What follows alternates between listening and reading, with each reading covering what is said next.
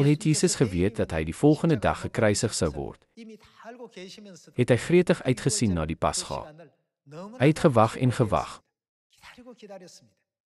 Hy kon net gesê het, ek het begeer om hierdie Pasga saam met jou te eet. Dit sou genoeg wees om sy boodskap oor te dra. Het hy egter nie beklemtoon en gesê, ek het gretig begeer om hierdie Pasga saam met jou te eet. Dit was omdat God slegs op die Pasga die groot waarheid op hierdie aarde kon laat. Die heilige fees wat sy bloed bevat, wat die vergifnis van sondes is. Daarom het Jesus in Matteus hoofstuk 26 vers 28 gesê, want dit is my bloed, die bloed van die verbond wat vir baie uitgegiet word tot vergewing van sondes. Hy het duidelik die hele mensdom laat weet dat hy vir ons sy bloed verseël sal laat met sy belofte deur die Pasga.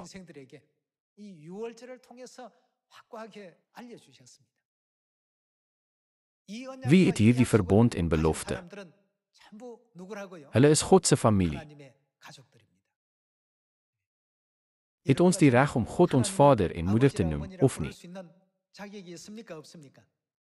Daardie voorreg is aan ons gegee. Ons het nie self hierdie verlossing geskep nie, maar wie het hierdie verlossing aan ons gegee? Daar is geskrywe dat God dit vir ons gegee het. Is dit nie hoekom daar geskryf is dat dit is God se gawe aan ons nie? Kom ons kyk na Efesiërs hoofstuk 2 vers 11. Hoofstuk 2 vers 11. Daarom onthou dat julle destyds volgens julle sondige aard heidene was. Julle word onbesnedenis genoem deur diegene wat besnedenis genoem word, al is dit bloot liggaamlik deur hande verrig. Onthou dat julle in daardie tyd sonder Christus was, uitgesluit van die burgerskap van Israel en vreemdelinge ten opsigte van die verbondsbeloftes, sonder hoop en sonder God in die wêreld. Maar nou, in Christus Jesus, het julle, wat destyds ver weg was, naby gekom deur die bloed van Christus.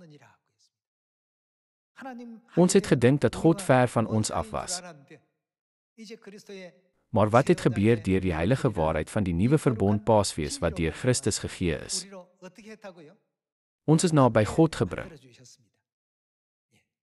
Regdeur die 66 boeke van die Bybel is die bloed van Christus, wat hier genoem word, vervat in die waarheid van die nuwe verbond Pasga. Nêrens anders het Jesus gesê, dit is my bloed nie. Dus, wie in die waarheid van die nuwe verbond Pasga is, kan naby God gebring word. Deur die bloed van Christus te ontvang, wie het hulle geword? Hulle het almal God se familie geword. Kom ons gaan aan na vers 18. Want deur hom het ons albei toegang tot die Vader deur een Gees. So is julle dan nie meer vreemdelinge en bywoners nie, maar julle is medeburgers van die heiliges en lede van die huisgesin van God. Wat beteken lede van God se familie, gebou op die fondament van die apostels en profete, met Christus Jesus self as hoeksteen.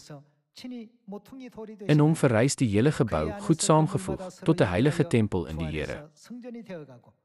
In hom word julle ook saam opgebou tot woonplek van God deur die Gees. Kan ons volgens hierdie verse nie verstaan hoekom Satan so hard probeer het om die Pasga te vernietig nie? Om te verhoed dat iemand die reg het om die kinders van God te word, het Satan deeglik beplan en probeer om die Pasga te vernietig.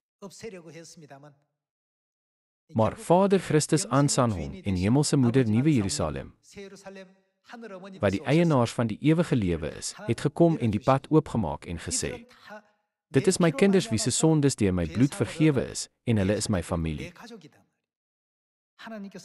God het ons almal verseël en erken ons as sy familie.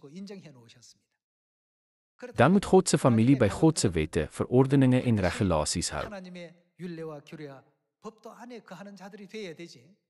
Moet ons die gebruike van die heidene volg en die gebruike om hulle heidense gode te aanbid. Die familielede van die kerk van God moet dit nooit doen nie. Laat ons nie ons trots en vertroue in hierdie feit verloor nie. Ek is 'n lid van God se familie.